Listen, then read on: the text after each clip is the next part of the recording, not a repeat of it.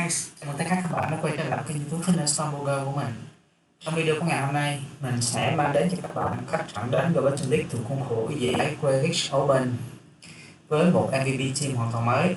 Và đặc biệt hôm nay sẽ là sự xuất hiện của Typhlosion với mùa CD vừa được update trong mùa lần này, đó chính là Thunderbolt. Kèm theo đó là vừa là ngày cộng đồng. Cách đây khoảng 2 ngày trước là ngày cộng đồng của Typhlosion, do đó mình đã quyết định evoke một con và sau đó cho Pokemon này học thêm move Blast Burn đi kèm với Thunderbolt. Mình cho rằng với việc defense move là Incinerate kèm theo đó là các trap move Blast Burn cực kỳ mạnh, Thunderbolt sẽ là một move cover cực kỳ tốt cho những Pokemon hệ nước, là hard counter cực kỳ đáng kể cho Typhlosion. Kèm theo đó Thunderbolt có thể đánh rất hiệu quả lên những Pokemon hệ bay.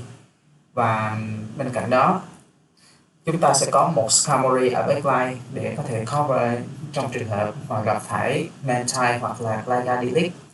Với việc mình cho Annihilape Delete thì đây sẽ là một team tương đối là khá là yếu so với một số Pokemon hệ nước như là Feraligatr hoặc là Azumarill. Và do đó Typhlosion sẽ cần có một Thunderbolt để có thể cover những Pokemon này. Và Typhlosion cũng là một Pokemon có sức tấn công cực kỳ cao, có thể dàn Win CMB những Pokemon khác. Về Skarmory thì mình cho rằng Pokemon này với move Steel Wing được update từ season trước thì đây sẽ là một Pokemon Safe Swap hoặc thậm chí là Closer cực kỳ tốt. Annihilape như thường lệ vẫn là một meta cực mạnh ở trong giải Quidditch Open. Cụ thể các trận đánh PvP của chúng ta ngày hôm nay sẽ có những điểm gì hấp dẫn. Mình mời các bạn đi vào nội dung chính của ngày hôm nay nào.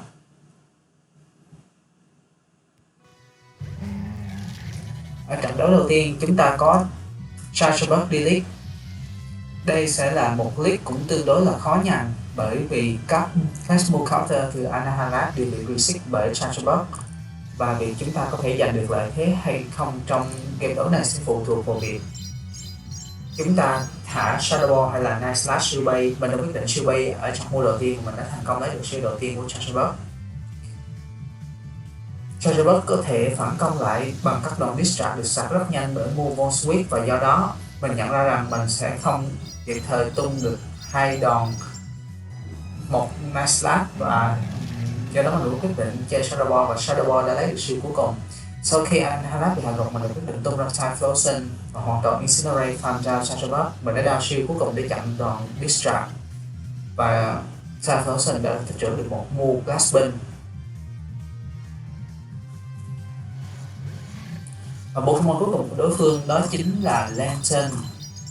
Trong điều kiện không có shield thì đây sẽ là một hard counter chỉ có hai Pokemon còn lại của mình.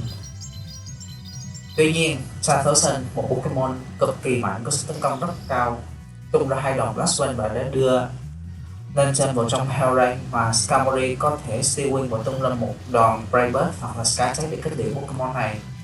Pokemon cuối cùng của đối phương chỉ là Poliwrath, và Poliwrath sẽ cần đến 2 trap move để có thể hạ gục được Skarmory. Nếu như đối phương chỉ tung một trap move thì mình hoàn toàn có thể tung một đòn Brave Bird để kết liễu. Tuy nhiên mình đã chọn phương pháp là under trap một tí, đồng thời tạo điều kiện cho Typhlosion thực hiện thêm một đòn Incinerate để hạ gục Poliwrath. Từ đó chỉ thêm một đòn Incinerate nữa là sẽ đưa Pokemon này vào trong trạng thái tích trữ được một Thunderbolt dễ dàng hạ gục được Lantern. Một game đấu đầy kỹ thuật đến từ cái bản thân của mình. Ok, game đấu tiếp theo chúng ta có một Neutral League, một league tương đối là căng bằng, đó chính là Quagsire. Và với việc Quagsire Delete thì cả hai Pokemon còn lại của mình thực sự cũng không có quá nhiều cửa chơi với Quagsire, cho nên mình gần như bắt buộc phải giành được lợi thế league ngay từ đầu. Mình quyết định bay shield đối phương với đòn Night Slash và đối phương đã không mắc bẫy.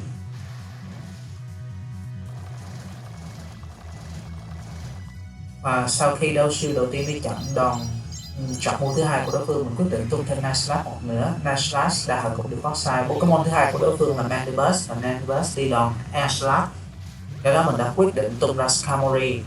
Skarmory sau khi tung được một vài fast move thì đối phương ngay lập tức tung ra Pokemon cuối cùng, đó chính là Dunsparce.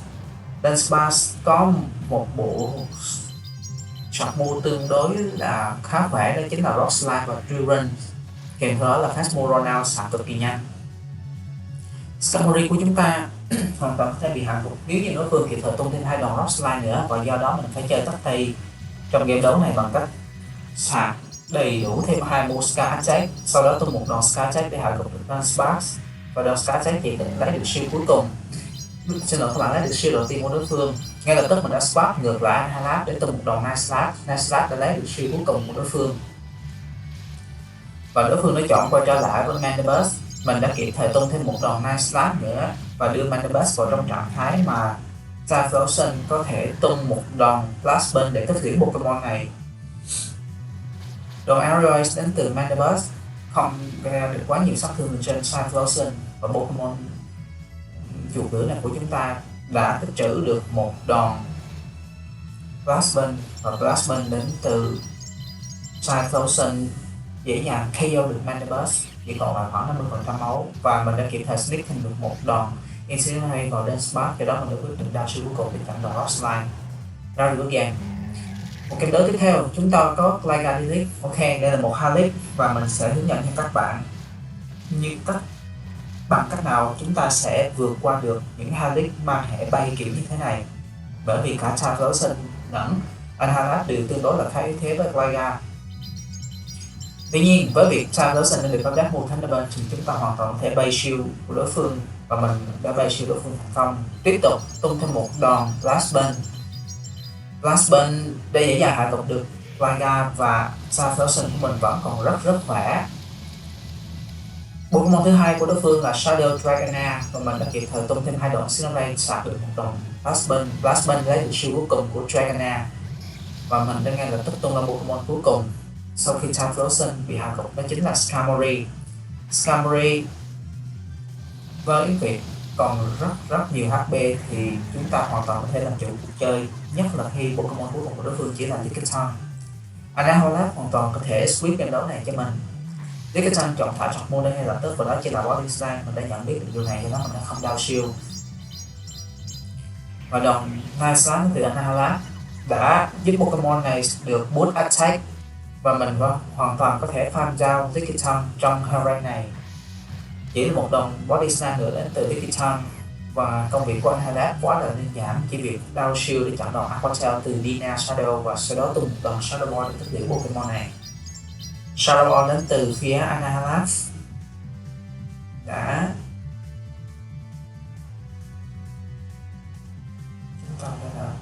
hạ gục được Shadow Dragonair để mình chiến thắng trong trận đấu này cho mình. Với game đấu tiếp theo chúng ta có Annihilape đối đầu với một counter khác là Bronzong. Ngay lập tức mình đã swap sang Skarmory sau khi tung một fast move counter, và đối phương cũng đã có câu trả lời cho Skarmory của mình, chính là Whiscash.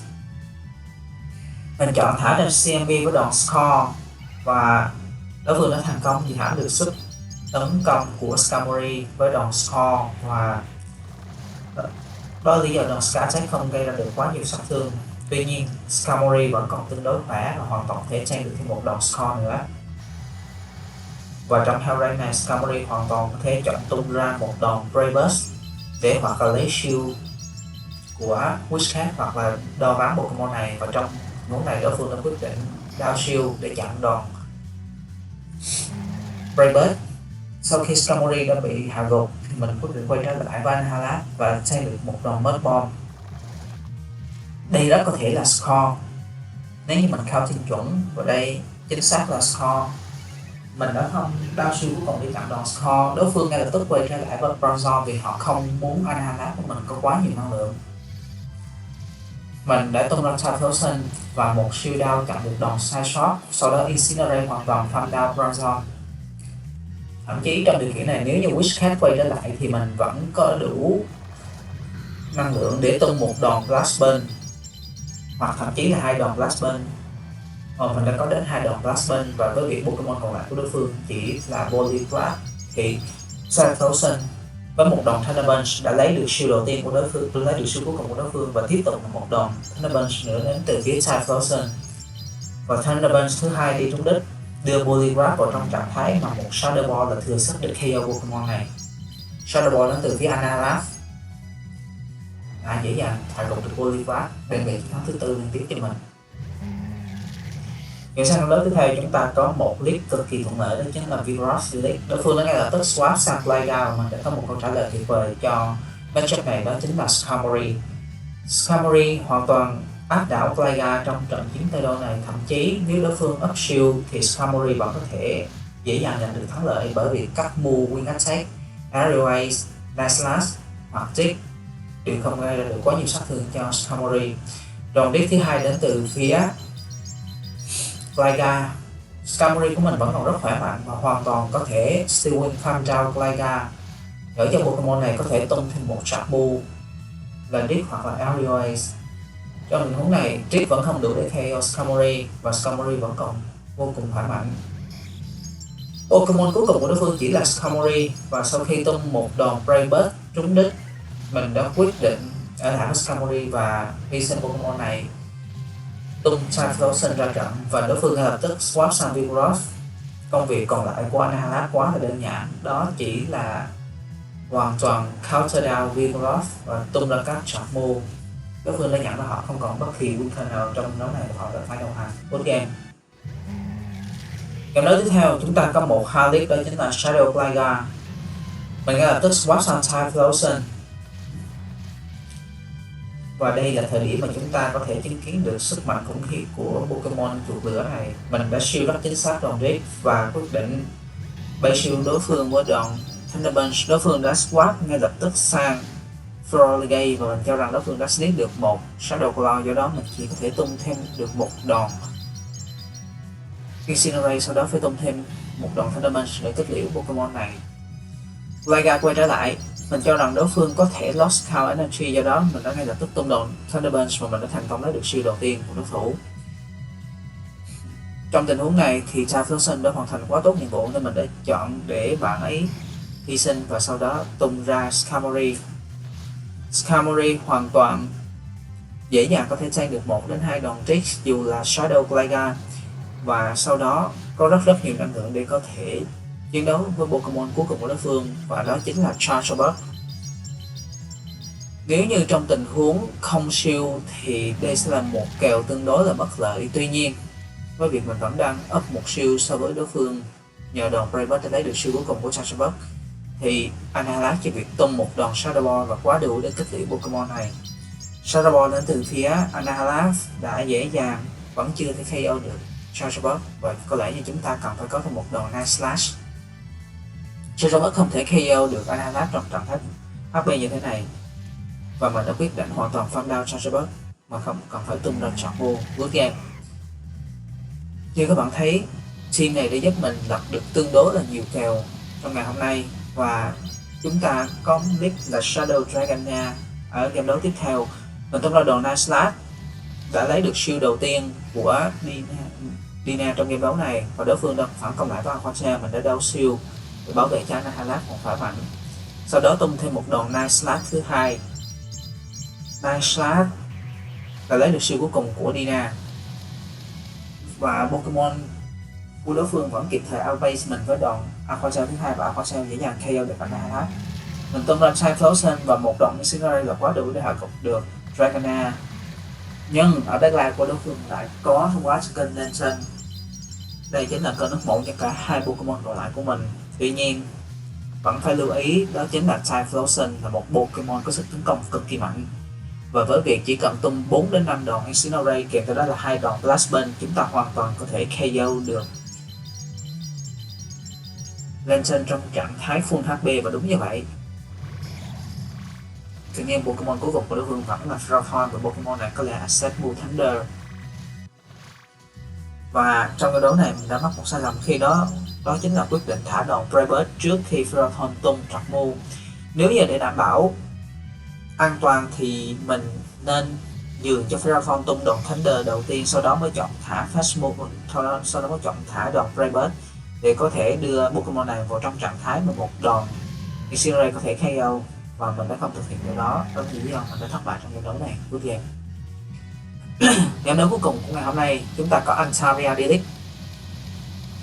Antaria là một Pokemon rồng bay rất trâu và mạnh ở giải Grealish. Tuy nhiên từ khi Muscat bị nerf thì Pokemon này dường như không còn xuất hiện quá nhiều ở các giải Grealish Open hay là các cấp 1500 CB nữa.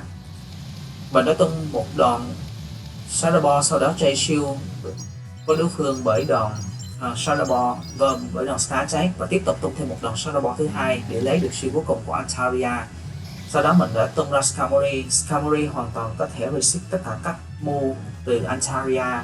Mình cũng không phải quá lo lắng về việc phải shield trong tình huống này. Pokemon thứ hai của đối phương chính là Registeel, và trong tình huống này Typhlosion sẽ có nhiệm vụ đó chính là sạc đầy 100% năng lượng, tung một đòn Blast Burn để có thể hạ gục được Registeel, và sau đó là dễ dàng hạ gục Altaria với một đòn Blast Burn nữa nếu như Pokemon này quay trở lại. Không ngoài dự đoán, Altaria đã quay trở lại, mình quyết định tung thêm 2 đòn Incinerate nữa và thả một đòn Sharp Move Blast Burn. Blast Burn dễ dàng hạ gục Altaria, và với việc Pokemon còn lại cuối cùng của đối phương chỉ là Skarmory thì một đòn Blast Burn từ phía Typhlosion là quá đủ để KO Pokemon này. Blast Burn có vẻ như đối phương nó top left thì phải, dễ dàng KO được Skarmory, giúp mình giành chiến thắng trong trận đấu cuối cùng của ngày hôm nay. Bữa game như các bạn thấy, đây sẽ là một team mà các bạn có thể cân nhắc để sử dụng trong các giải Grealish hoặc thậm chí là các giải cấp 1500 CB nếu như các Pokemon này được cho phép. Anahalat vẫn luôn là một meta cực mạnh ở các cấp 1500, thậm chí là ở Ultra League Premier Cup. Typhlosion là một Pokemon mới nổi, và do đó các đòn Thunder Punch hoặc là Blast Burn có thể cover các weakness cho Pokemon này cực kỳ tốt. Và mình cho rằng đây sẽ là một team sẽ giúp cho các bạn level hiệu quả trong những ngày sắp tới của Grealish. Hy vọng rằng các bạn thích video ngày hôm nay của mình. Nếu như các bạn thích, hãy để lại cho mình một like, một subscribe, một comment, đặc biệt là share các video của kênh Thunderstorm Go rộng rãi hơn. Trong những ngày sắp đến thì mình sẽ tiếp tục gửi đến cho các bạn các trận đánh gồm Major League ở cả 3 giải League, Ultra League và Master League nếu như mình có đủ thời gian để làm content. Chào tạm biệt tất cả các bạn.